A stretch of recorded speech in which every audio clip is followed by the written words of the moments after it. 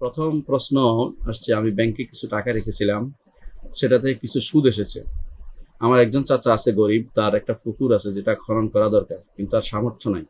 আমি যদি সুদের টাকা দিয়ে চাচার পুকুরটি খনন করে দেই, তাহলে কি আমি সুদ মুক্ত বা পাপ মুক্ত হতে পারবো? বিসমিল্লাহ, আলহামদুলিল্লাহ, ওয়াসসালাতু ওয়াসসালামু আলা রাসূলিল্লাহ ওয়া বা'দ। প্রথমত, ব্যাংকে টাকা যেখানে সুদ আসে সেখানে রাখা জায়েজ নাই, এটা খেয়াল রাখবেন। তো যেহেতু রেখেছেন, ভুল করেছেন, টাকা এসে গেছে, সেহেতু সেটা জনকল্যাণমূলক খাতে দিতে হবে।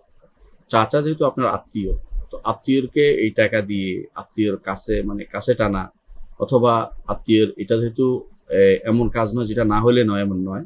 কারণ পুকুর খনন না হলে মানুষের কিন্তু জীবনে কোনো সমস্যা হয় না। অর্থাৎ এটা হলো কামালিয়াত বলে এটাকে, বাড়তি প্রয়োজনীয় জিনিস, বাড়তি জিনিস। আর প্রয়োজনীয় এবং অত্যাবশ্যক জিনিস, দুইটা জিনিসের জন্য আপনি দিতে পারতেন। আর এটা যেহেতু অতিরিক্ত জিনিস আপনার কাছে মনে হয়, আপনার সবার কাছে বিশ্বাস করে যে পুকুর খনন করাটা একটা বাড়তি জিনিস, সেটার জন্য আপনি এই টাকা খরচ করতে পারবেন না। যেহেতু আপনার চাচা, যদি তিনি একেবারে গরিব হতেন, খাবার নিতে পারতেছেন না, বা কোনো এমন আটকা আছেন যে সুদে আটকে আছে, বা অথবা সরি মানে কোনো ইয়াতে আটকে আছে, এই কোনো ঋণের ভারে জর্জরিত, তখন ঋণ পরিশোধ করতে দিতে পারতেন।